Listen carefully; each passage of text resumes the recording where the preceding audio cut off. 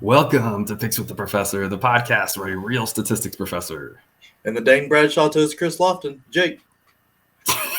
gives you sports betting tips. I am Professor Side. You can follow me on Twitter at Professor Side. You can follow my friend Jake on Twitter at myfriend_Jake. Today is Thursday, March 17th, 2022, and this episode covers all of Friday's first round NCAA tournament games. You can find Thursday games covered in previous episodes. We're going to post those up at the top of the screen. Jake, point up. Yep, we're gonna post those up there that way, so you can click those if you need the Thursday games and come back and watch these. We're also going to post those links in the description. We've got you covered on all the March Madness games. In case you're new here, I built a mathematical model that predicts what the spread and total should be for every Division I college basketball game. And as I go through the plays, remember that A picks are the ones I love, B picks are the ones I like, and C picks are the leans. However, always remember the good and bad variance will occur. So as much as I'd like to say the model will be profitable on each and every day, that is an impossible reality for any gambler. Jake, if people are listening to this before the tournament starts here, they still have a chance to get into that March Madness bracket pool. Tell the people where they can find that. It's on ESPN in the Tournament Challenge. It's Picks with the Professor, the name of the show for the group. The password is Professor. As long as you get in there before noon, you're good to go. All righty. Before we get to today's slate, a reminder, please hit that like button if you're on YouTube. Subscribe or follow if you aren't yet. It's the only way to ensure that you don't miss any of the March Madness content or the MLB content coming in under a month. Share with a friend if you know others in the game, and drop a comment on Twitter or YouTube. We love those and try to respond to as many as we can. Also, we have a new partnership with ABC Island Sportsbook. Users who sign up using the link on the website, www.pickswiththeprofessor.com, or my Twitter bio, or use that promo code PROFBETS. That's PROFBETS. You can get minus 105 lines for the tournament games through Friday. So that's kind of the big thing there, right? It's minus 105 lines there. You can protect yourself from losses. You can bet the same amount, win an extra little bit. I'm going to talk about actually some minus 105 lines later. It actually swung one of my picks specifically. People don't think about this a lot, but I mean, if you're doing this day in and day out, the difference between 51%, 52%, 53% is hard to get those extra percentage points. But the difference between minus 105 and minus 110 is a full percentage point of games that you have to win. If you're betting minus 105 lines and you win 52%, you're making money. If you win 52% on minus 110 odds, you're losing money, right? So that kind of matters, right? So be thinking about that. Check out that promo code, those links there, get some minus 105 lines, and that could be the difference between a profitable tournament or not. So something to consider there. And then real last note before we get started, there have been a couple of injury notes. If you're looking back at the Thursday games, right, the big guy for San Francisco is out, and so the numbers move towards Murray State. I'm not updating my numbers on that. Just make a manual mental note if you're looking at the sheet and what I make that game. We both like Murray State. Hopefully you got that around that pick'em number, as it's already out to about -2. Kind of tells you that maybe shift my number about 2 points as well, because if the books are shifting 2 points, that seems like a pretty good amount that you should shift mine as well. Point guard from Michigan also out. That number's gone towards Colorado State. I had a total on that one, but Jake, you had Colorado State. So hopefully people got that as well. So we've got a couple of good luck things already. Not that we want anybody injured, of course, but numbers moving our way. So hopefully you got those, got some good value there. Jake, we're going to cover all 16 Friday games in this episode. I'm going to hopefully keep this under an hour. That's our goal. So at some point, I'm just going to stop talking and just be like, whatever. We got to get out of here. We're going to go in time order here. Start off with Loyola Chicago versus Ohio State, a pick'em. So we should start off our day with some interesting basketball. The model makes it also a pick'em. The model does not know which way this should go. But also gives it a total of 135. So I'm giving you a B pick on over 100. Sorry, the model makes 135. I'm giving you over 132.5 as a B pick. The Ohio State defense is somehow below average of all NCAA teams, according to Ken Palm efficiency. It kind of blows my mind that you have any tournament Big Ten team with a below average defense. Loyola's defense we know is good, but Ohio State has a great offense. And so I just think this number is too low, that people are thinking Big Ten team must have a good defense, that sort of thing. But Ohio State's offense carries them, and I think that's going to be enough to get us over this number. And there's always the question about full game, half game, live betting. And I know people have different philosophies here. I'm not going to necessarily recommend one or the other on this game. I'm just going to give you something to think about as you're making your wagers here. The benefit to live betting is if you think that we're going to see a slow first 4 minutes or a fast first 4 minutes, if you want the under or something, and you're trying to get a different number, there are a lot of benefits to that. Always consider the downside, though, right? I like the full game over personally, but it's not, again, it's your perspective, your preference, right? It's your money. I like the full game because I get the full 40 minutes, and I don't really know when there's going to be more or less points. If I could pin that, then I'd be a fortune teller, right? It's almost impossible to know exactly how that'll play out. So if you think you have a reason why it'll maybe start slow or whatever, but sometimes in these tournament games, sometimes we do. So something to consider here: early tip, neutral side. It might start slow. Something to think about. But sometimes you see the teams come out, burning the place down, and they'll be 15 points by the before we even get to the first TV timeout. So it's just something to consider there on the full game versus a half versus a live, how you're playing that. Either way, I'm liking the over. I think that the number is too low here. Jake, Loyola Chicago versus Ohio State. You just got to pick the winner. Who's it going to be? I think I'm going. I know I'm going Loyola Chicago, but where's this one at? I can't remember. Oh gosh. Spot is. But I was just going to mention with the live lines. If you're looking at teams that are switching like coasts almost, like going from east to west or west to east, that's something to consider with a slow first half. Like when you're looking at that, that might help you decide those things. But game is in Pittsburgh. Oh, so that won't affect either of these teams. I like Loyola Chicago here. Their defense is really good. Everybody wants to talk about their defense, but everybody forgets their offense is very good too. They are 7th in effective field goal percentage. They are 14th in 3-point percentage, and they make about 9 a game, so they shoot really good. They're hot. They've got like an NBA talent, I think, in Lucas Williamson. Either way, that guard, their main scorer, their guard is very, very good. Their defense is rock solid. You're not going to get anything past them. They can get a little sloppy, but I don't think that is going to happen in this game because Ohio State's defense is just not very good. Their guards are their weak point, and that's where you force most of your turnovers. They really depend on E.J. Liddell defending the rim, and like with teams have started dragging him away from the rim, that really hurts that. Ohio State's also got some injuries, right? So we don't it says Young is questionable. He was sick, so we don't know. I mean, that's really hard. It's not COVID, but it's really hard to judge like how somebody feels because you can't really tell. Key's got his ankle.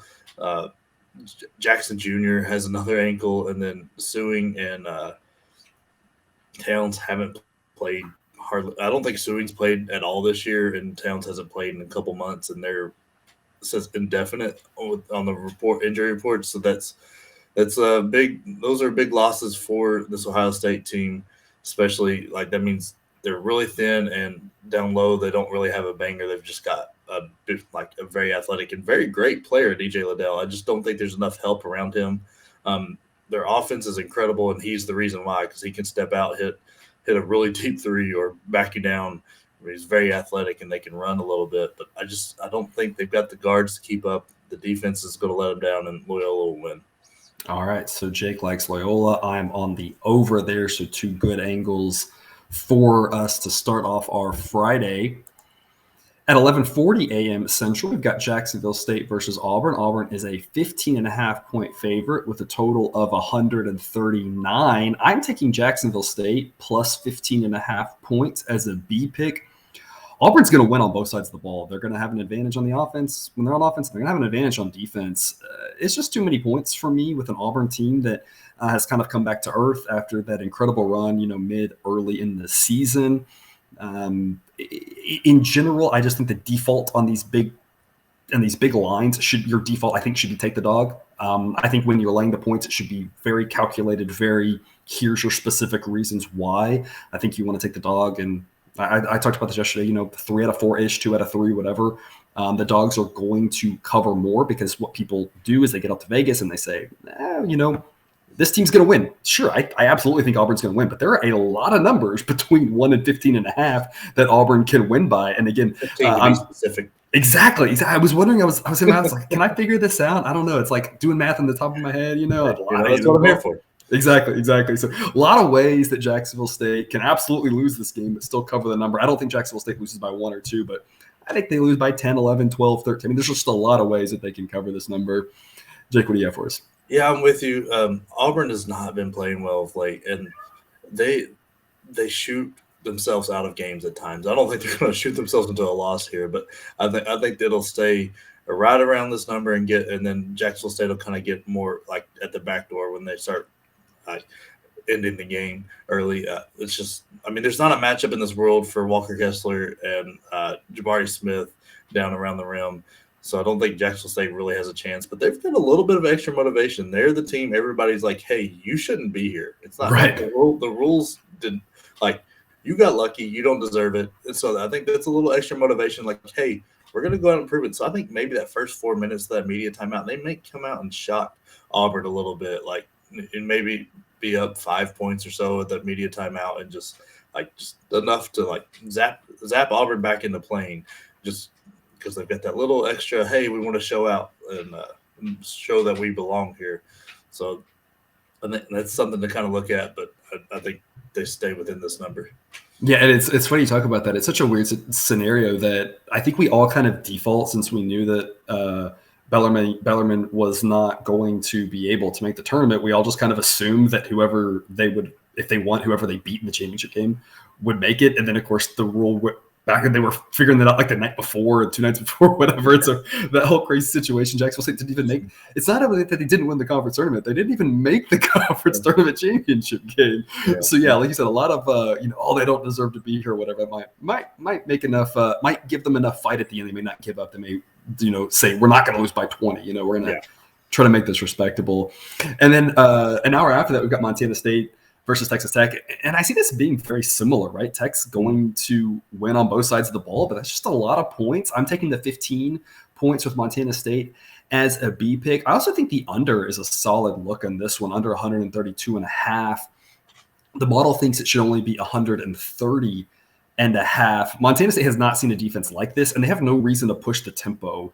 If they do, they're just going to turn it over. So I don't see any reason Montana State pushes it. I think it's going to limit the possessions, and that's going to help us cover, because more possessions means more ways for Tech to run away with this, and I think we're going to see fewer possessions in this game. So I see this game and the previous game being similar. The Auburn game will have a few more points, of course, but I see it being very similar in the underdog doesn't really want to push the pace. I think the favorite probably wins by about 13 or so. I think when you're getting 15.5 points, it makes a lot of sense to just take some of these dogs. For every three dogs like this you take, you're going to win 2 of them. That's going to make you some money.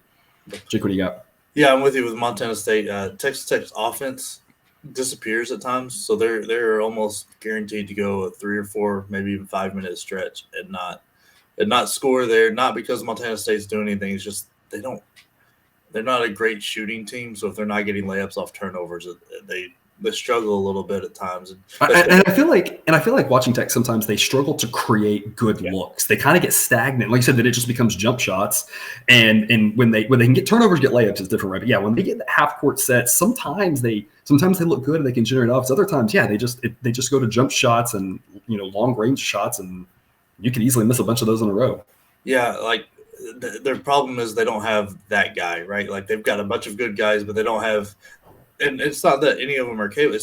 They might be the problem of too many and indecisiveness. Like, okay, who's the guy? And they just don't have that that's going to create their own shot. It should be Shannon Jr., but they seem to go away from him, want to go to O'Bannon or Williams, but I don't know why. But Montana State should be able to keep this within the number, just because I think there'll be a couple gaps like that where – Texas Tech forgets to score, but then like the defense keeps it close, like because they're not going to allow Montana State to score. So right. I don't think this one gets out too far. Right. We talked about this yesterday. There's always one really ugly, 50-35 type game. This is definitely also a candidate for that, where Montana State's not going to score, but I don't have confidence. It's something we talked about yesterday too. I don't really have confidence in laying a big number with a team unless I'm like, that offense can just score every time they have the ball. And you don't say that about Tech, right? They're not going to give up a lot of points, but Montana State doesn't have to score that many to cover such a big number, given the Tech offense just being so inconsistent. At 1 p.m. Central, we have Yale and Purdue. Right now, this is Purdue minus 16.5. The model thinks it should be Purdue minus 17. If you saw, I posted my numbers on the Google Sheet. I tweeted my numbers out. Most of the numbers have moved my direction. This one really has. If earlier in the week this was Purdue minus 15, if you got 15, kudos to you, given that I think it should be 17. If y'all have been around for any time, you know that a 2-point difference like that is definitely a solid play. It would have been a B pick for me.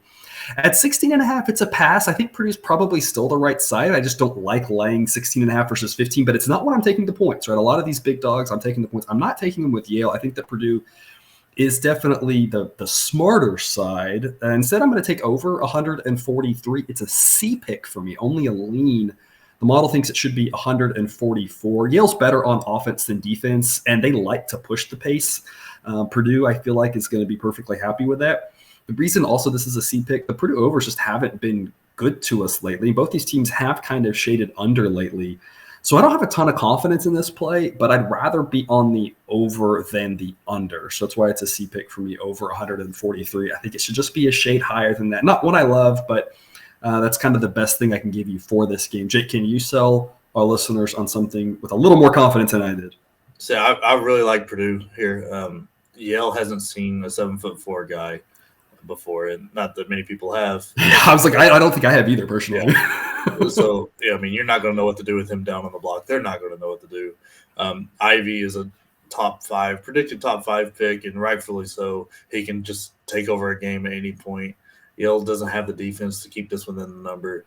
Purdue's actually been better on defense here recently, which I mean, so they're getting closer to average instead of which is why the over kind of fell apart for us there, because they've actually started playing better defensively. And I think if Painter has any brains in his head, he'll test out some defensive situations here, because I think they're going to be up enough that they'll be able to use the last part of the second half as practice with the way Newman's playing, making sure that wasn't just a flash in the pan.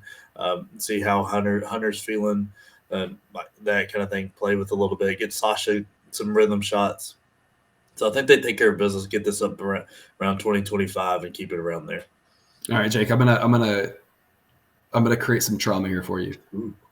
At what minute of this game, if Yale hangs in there, do you start having flashbacks to Purdue and whoever it was, Nichols or whatever, that they let them hang in? Is it 5 minutes in? Yeah. Yeah, is it 5 minutes in, 10 minutes in? At what point are you like, oh crap, Purdue, don't do this again? Or at what point are you just like, nah, it's okay, it's okay? So it's kind of 2 points, right? The first 4 minutes tells you a lot, because it tells you how in it Purdue is. So if they're not really engaged in that they're behind after the first 4 minutes, because it's really hard to jump it up to 20 if you're behind in the first 4 minutes. And then if you're still feeling kind of confident, then you look at the first 4 minutes of the second half, that first media timeout there. If Yale is still in the game, there's too much belief in those kids. Yale they've got nothing to lose here, right? They're a 16-point underdog, so they're going to be throwing everything at it. So if you don't have them not put away, but if you don't have a 10, 12-point lead going into that, and it's kind of feeling like it's getting away, then there's no way this Purdue team does it. They've given up 20-point leads all year. Yep. 1:45 p.m. Central, Delaware versus Villanova. Villanova is a 15-point favorite. I'm going to lay the points here with Villanova. I'm going to take Villanova minus 15. It's a B pick specifically because it's I got minus 105 odds on that. Again, I'm using one sports book for these picks, so I'm not shopping around. I always encourage you to shop around. So every time, if you can get those minus 105 lines everywhere you can, that's going to be a great benefit to you. I'm not doing that because I don't want to show that I can, be fantastic, with this endeavor, because I've shopped around, because I know everybody shops around a little bit different rates and different, that sort of thing. So I'm going to leave that to you. So always shop around, of course, but the book that we are using here was Villanova minus 15, minus 105. That minus 105 mattered. That made it a B pick for me. The model thinks it should be a little bit closer to 16. The mismatch here, I think, is bigger than all of the other big spreads. Not that Delaware is a bad team. It's just, I think that the difference between how good Villanova's offense is and Delaware's defense is pretty large. The difference between Delaware's offense and Villanova's defense pretty large. It stretches out more there. I think Villanova has no problem here, and I think they can run away. I think this one might get ugly. Yeah, the only way Delaware does is they can pull Jameer Nelson out of the stands, let him play with his son. He's got one more good game in him. Yeah. That's the only way they're staying under this number, because this Delaware team's a good team. I've done well playing with them this year. It's just this is a bad draw. Villanova is a very, very good team. They play at a rate that is really hard to get them off their game. And if any threes are going in, they're deadly. If you miss, they're going to take advantage of it. They slow the game, take the possessions out of it, and they play such good defense that it's so hard to score. I don't see a way Delaware stays in this. And it kind of stinks. I was hoping Delaware would get a bit. I was hoping to be able to play them against a team like if they would have been the Montana State team, I would have been on them, or not Montana State, Yale. I'd have been on them with Purdue, but this is not a good draw for them. Yeah, Villanova not a team I want any part of fading at this time of year with how good they've looked. And like I said, that guard play, they can just put you away, and you're not coming back with the way that they take control of the ball and the way they shoot free throws. You're not coming back against them. 80% as a team. It's nuts. It's nuts. 2 p.m. Central, Miami versus USC. USC is a short 1.5 point favorite with a total of 140. Look, if you think you know what you're getting in this game, good luck. I mean, Miami's been mostly a good luck team, but that runs out eventually. USC's been pretty inconsistent all season. We all know USC is not as good as their record. That's why they're seated so low. So, I mean, that's baked in. You know, the over probably isn't a crazy look here. I'm going to trust the math. The model says USC -3. I'm going to take a B pick on USC -1.5, but it's not a pick that I love just because I don't know what I'm getting with either one of these teams. If the number, you know, it's a small number, which is why I'm laying with USC. If it was any bigger, you know, then I think you flip and take the points in Miami, but I'm not sure what to make of either one of these teams. Jake, do you have any brilliant insight on two teams that I kind of just shrug at? I think USC is a fraud team. They wins against the tournament field all year, and both those are at home. So it's not a good. This Miami team plays up. They like to play up to the competition. Like you can see when they play good teams, they step up a little more. Like when they've played Duke and they beat Duke and Cameron. They're very good. They've got an athletic big guy that can stay with Mobley, with Vanderwall or Vanderhausen. He's one of those Dutch names. But he can step out and shoot the three. He's very move well. They've got some really good guards. Larinaga is a great coach. He's been there, done that, made a run, took George Mason to the Final Four. So that's, I mean, and I really think this Miami team's a little – see, they struggled a little bit during the middle of the year, dropped some games they shouldn't have, so that kind of led to the seed. I'm not saying that the committee seeded them wrong. Their resume just didn't do it. I just think that they are the better team here. I think they win very easily. But Miller is the guy to watch for them, right? If Miller is going good, that means their offense is running smoothly because he's the guy gets it going. He's not probably like 5th or 6th down the list, but he's just the guy that makes the plays. They're going to be a little undersized for USC's guards, so they should. If USC's smart and Andy Infield's a great coach, they'll post up Peterson. But I just don't think they've got enough shooting in them to put this Miami team away, and I think Miami will win. All right. Notre Dame at Alabama. Notre Dame. I think that game finally ended. I'm not sure. We'll have to check. St. Patty's Day winner right there, right? There you go. Bama is a 4-point favorite in this game. Total of 151. I pegged the total pretty spot on. I've got a B pick on Notre Dame +4 with a big asterisk of I hope they have legs.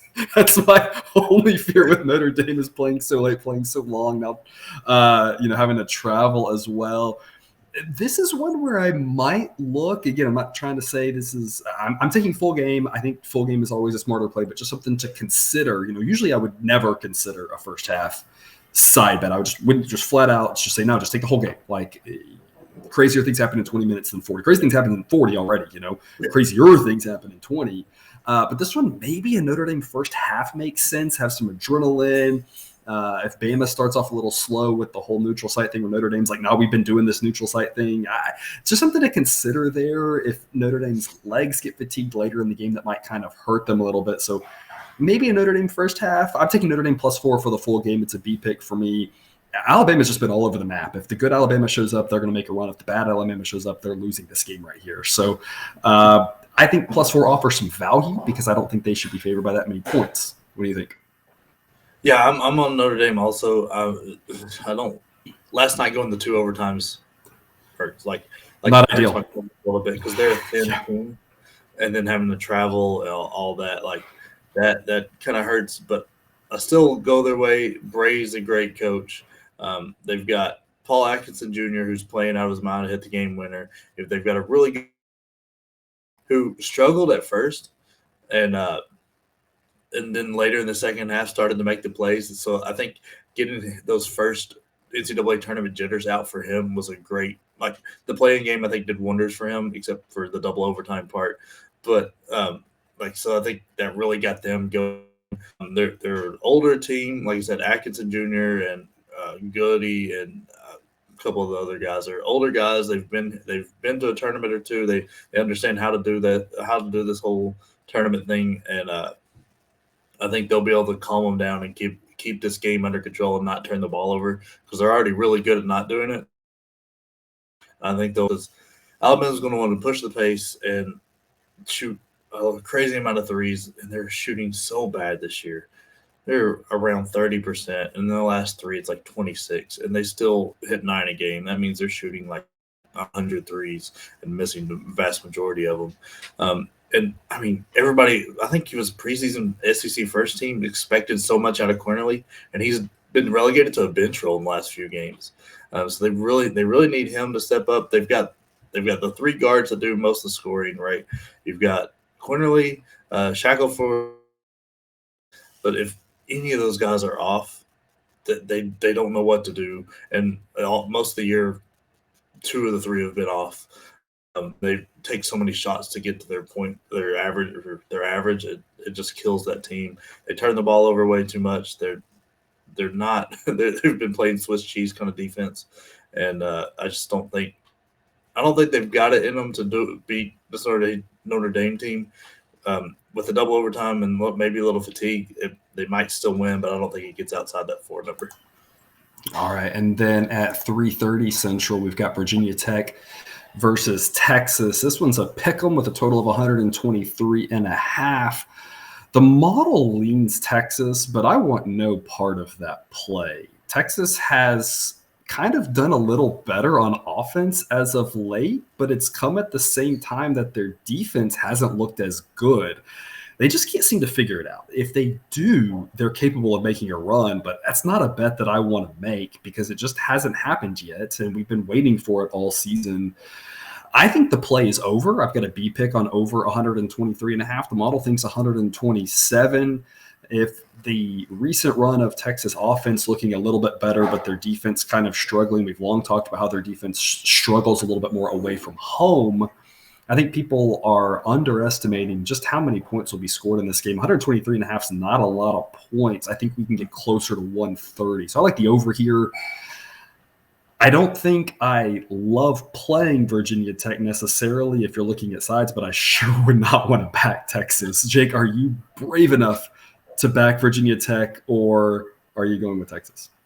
I'm taking Virginia Tech here. I think they are shooting the ball so well right now, but, I mean, everybody's going to act like that was a flash in the pan. No, they've been shooting the ball very well all year. They're the third in three-point percentage at 38%. They just happened to shoot above 40 during the ACC tournament. They are just a very good team. You got to remember they're very team that made a run. You've got their coach, you've got Storm Murphy and Connor, or the guy went off against Duke. That all came from that Wofford team. They've been playing together. They've had that tournament, and then they're an older team at Virginia Tech. You've got Alma and Mutz, who are older guys who've been there that have a little trouble with like getting to the tournament, so they're excited to be here. So I'm thinking this Virginia Tech team's going to come out to play. They've got a decent defense and nothing crazy good about it or anything, but just solid enough, and they're very well coached. They're really good at forcing. They're in the top 40 in the nation at forcing those turnovers, and I think that's where Texas is going to come. That's going to come back to bite them because Texas just away from home. It's like they're a completely different team. They don't. It's like they don't even play the same game. Eddie is all they've got, especially away from home. And I think Virginia Tech's got enough to make his life difficult because he's not overly tall. I mean, he's a great player and he'll still get his, but I think they'll just make him inefficient. And there's just not enough help around him right now. Like Andrew Jones hasn't had a great year. Courtney Ramey's not had a great year. Dessou has been kind of disappointing. Pull this together like offensively to figure it out. The defense has been there, but it's been slacking here recently. They've lost their last 3 in a row, and their offense is only scoring 61 points. They're going to need at least 65 to win this game, and I just don't see them getting there with how this Virginia Tech team plays. And you talked about Virginia Tech being solid all season. The advanced metrics have liked them a lot more than the books have because of that kind of all season. If you've followed any advanced metrics, most of them have said play Virginia Tech probably about 2 out of 3 times. And then, of course, it really came to fruition in the ACC tournament. Yeah. And that takes us to our evening slate of games. Chattanooga versus Illinois is going to kick us off there with those at 5:50 Central. The model thinks Illinois should be a 5.5-point favorite. So I've got our first A pick of the Friday slate here on Chattanooga +8. Chattanooga's a step behind Illinois on both offense and defense. Illinois is a better team. That's why I said I have Illinois -5.5. I just think this is way too many points here. Illinois is better than Chattanooga, but not by that much. And then, of course, you have the whole situation with Curbelo and how he affects that Illinois team. Is it one of those subtraction by addition type things where adding him in just affects how they play, affects who's got the ball, who's taking the shots? You might have seen the metric running around about their record the last 2 years with him playing none, a little versus a lot. And some of that is about who they've played in those games. So it's not quite as straightforward maybe as that looks, but I mean, there is something to be said for they just don't look as good offensively with him in there. They just haven't, and I'm not saying they can't figure it out. They just haven't quite figured out a way to get everyone to coexist and to look good together. So I think 8's way too many points. I got an A pick for you on Chattanooga +8. Jake, are you riding with me? Yeah, I'm all over this Chattanooga team. I've been riding them all year. I think they stand a decent chance to win this game. They've got an NBA-type guard with Malachi Smith, who's averaging over 20 points a game. And I don't know if you remember from a few years ago, or not, he's a good player. D'Souza, they transferred from Kansas because that's the guy that got into some trouble, ran into the stands.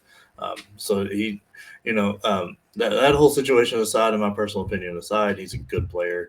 He can bang. He's strong enough to bang. He's not tall. I think he's 6'8", 6'9". So if Kofi's going to have a few inches on him, but he's strong enough to make Kofi's life difficult. Get some foul trouble there.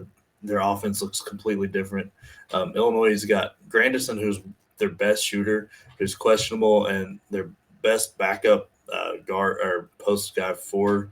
And Kofi is also questionable for the game, so for the Big Ten tournament. So it kind of, I don't know how much healing they've done in that week or so. But I really think Chattanooga's got a good chance to pull this off. Like you were saying with the whole Curbelo thing, I think it has a lot to do with he's not that great of a catch-you kind of shooter. He's more of off the dribble kind of guy, and Kofi can't move more than 5 feet outside the bucket, so it just clogs things up. And I think that's where the issues get into, because you've got 2 guys that need to be closer to the bucket, and it just doesn't work well. I mean, Illinois can get hot and put this game away and win this by 25 if they want to, with the way they can shoot. I just don't think they can. It isn't terrible, but it's not bad.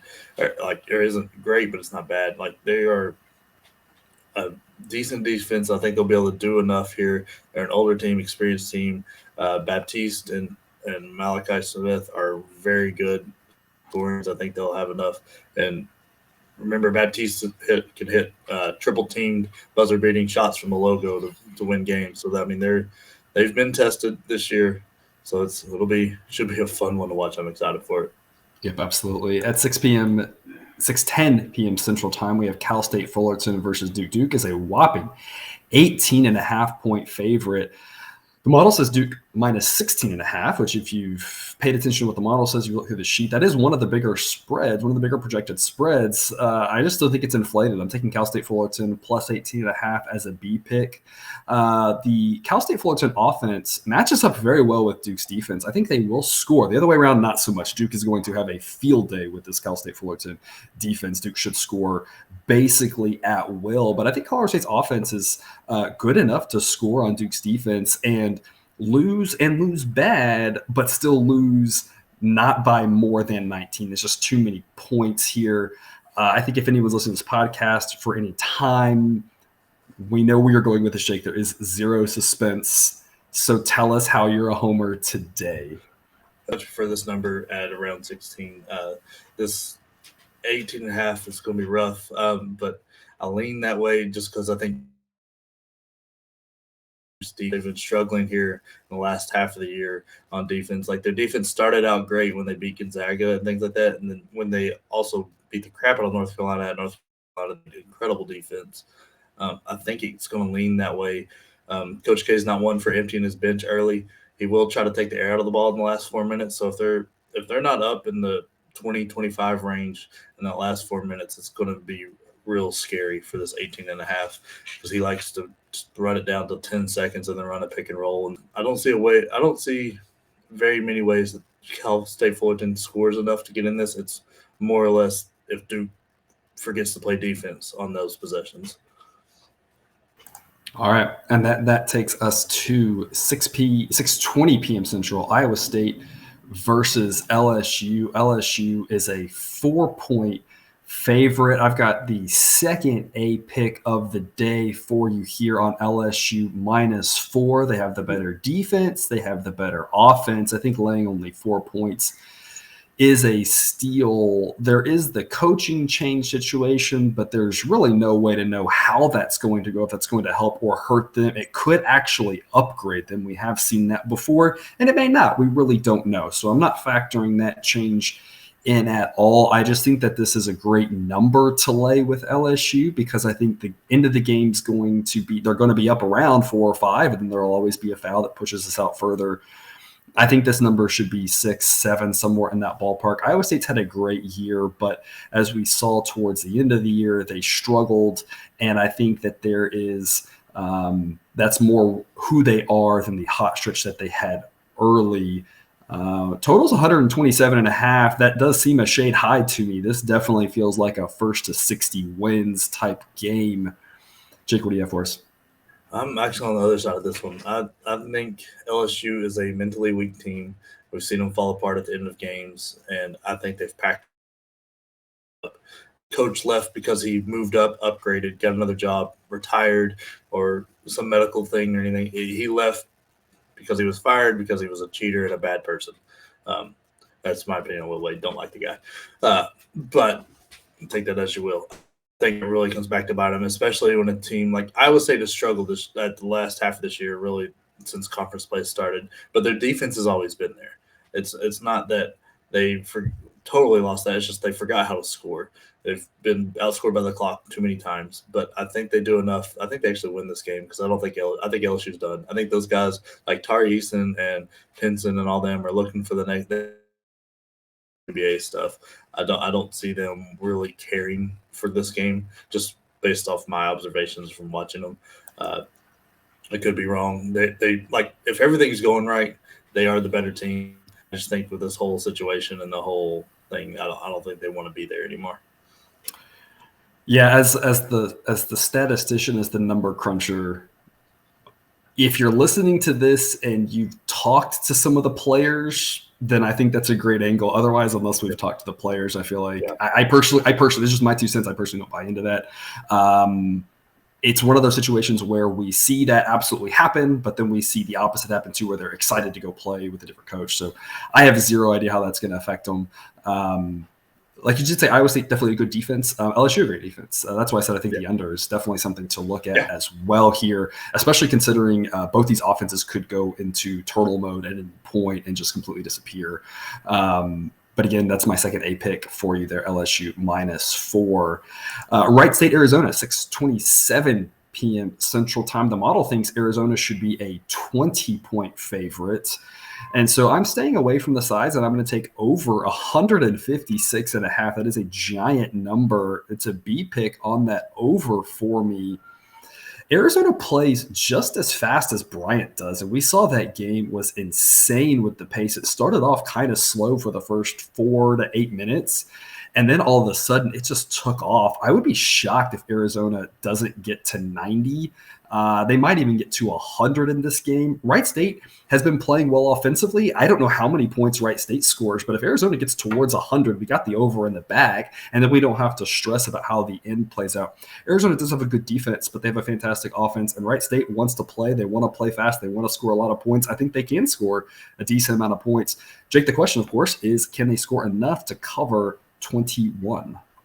No. No. Congratulations on your win. Hey, first win in history. I'm so happy for you. It ends quickly. This Arizona team is so good, so long, so tall. And, I mean, that game, Bryant could not buy a bucket. That game, they should have won that game by 20 based on how hard it was for Bryant to score, even open shots. And Bryant still scored 80 some odd points in that game. Like, imagine if Bryant had actually hit a bucket or two, like you said, then they would have given up 100 points to Bryant. Yeah. And I mean, so I think the over's an easy play here. Arizona's going to be, they're still trying to, like, this might be a warm-up game for Creasy. We don't know if he's going to play. It doesn't look good. He was in a boot that was looking pretty nasty, but they might have been overly cautious with it or playing mind games with people. I don't know. But it's really hard to tell sometimes with these college injury reports. But so I think they're just going to be able to run through them. And they're not even going to try to blow them out of the water this bad. It's just going to be one of those things that, like, Wright State makes a mistake and then it's an open alley-oop dunk because Wright State doesn't have anybody that's touching 7 foot, and Arizona's got 3 guys. So it's just – I'm sorry. Congratulations on your win, but Yeah, absolutely. I think every year we see one of the 1 or 2 seeds get to 100 points. Obviously, Gonzaga is a candidate for that. Arizona, the other candidate for that.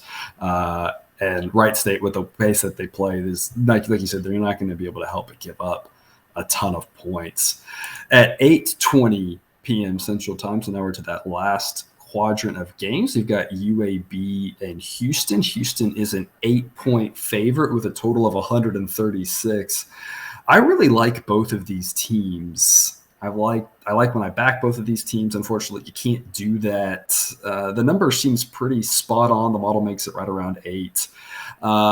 I don't want to fade Samson unless I have a good reason. So I can't. I usually lean dogs on these things, but that's a scary play for me personally. So I'm personally avoiding the side. I'm going to go with a total. It's a C pick for me over 136. Houston's offense is better than their defense. It's not the prevailing narrative, but their offense is better than their defense. UAB's been an over team on the season, and 136 isn't that many points. So I'm going to go over 136 with a C pick. Jake, can Houston win by more than 8, or does UAB hang in there and make it an interesting game? I like UAB here. Houston's been struggling to keep teams like they've been putting them away towards the end of games. And I don't think that happens here. You've got a very well coached Andy Kennedy, and I know like there's a lot of transfers on this UAB team, but it's high transfers that moved a half step down, not like people moving up. So these guys are used to playing in these big style games. Houston's conference really didn't do them many favors in good games. No. I mean, like Memphis being the best team they played, Memphis turns the ball over at a stupid rate, like 16 turnovers a game. It's just nuts, and that kind of helps Houston, right? If you're getting that many extra possessions, you're bound to beat them. And then they lost to Memphis 2 out of 3 times, even with that happening. I think you're looking at Jordan Jelly Walker he's gone for 40 twice. I think he's going to be incredible. Tough matchup for this Houston team to slow down. They're very the UAB team is underrated. They're very good at 3-point shooting. They're up there right around 37, 38%. And they make quite a few a game. I know the MTSU game was kind of wild, but you got to remember that was the third time they played it in conference. So don't put too much stock into that it went to 2-3 overtimes. It was a lot. Yeah.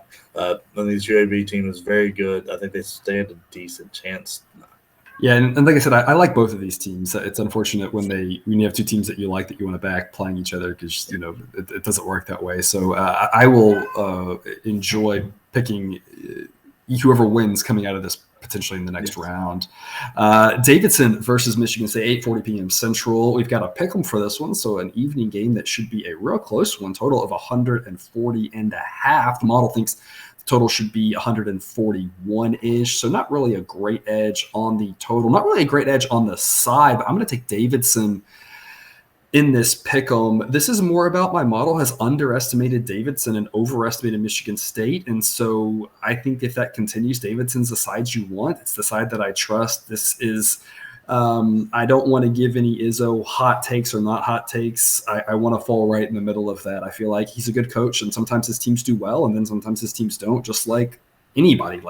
To say that you're going to have a coach that never has early exits and that makes him a bad coach is insane, right? We saw Duke as a 2-seed lose one year. We've seen Baylor as a 3-seed and a 4-seed lose in the first round, and that doesn't mean Scott Drew's not a good coach. So no hot takes on Izzo for me. Sometimes their teams lose early. That happens, but he makes a lot of big runs. So I'm not going to say, he always makes deep runs because that's not true. I'm not going to say they always flame out because that's not also true. I know there's always a lot of hot takes about Izzo. I just think Davidson is the side that I trust with this Davidson team and this Michigan State team. Jake, who are you picking to win between Davidson and Michigan State? I'm going Davidson. As for Izzo, it's either feast or famine in the March Madness for him. He's either first-round exit to him, like they should have been favored instead of the Michigan State team, or you've got a Final Four appearance, right? Like they don't.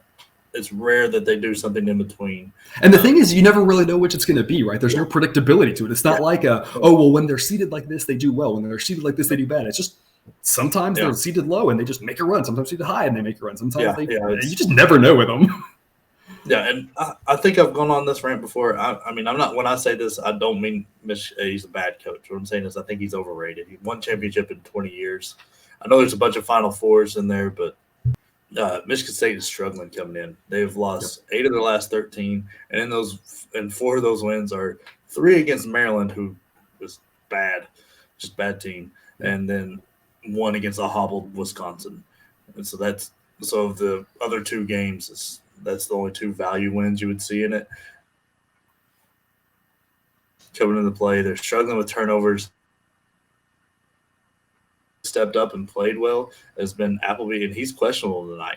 So that's tough. I mean, they've got some, like Bingham Jr. is good and tall and athletic, and that's their biggest advantage going in this one is him being 7 foot and being athletic, because Davidson doesn't have really that kind of guy. But Foster Lawyer and Hung Young Lee and Bragojevic are very, very good. They shoot the ball well. We've talked all year. They're very, very good. I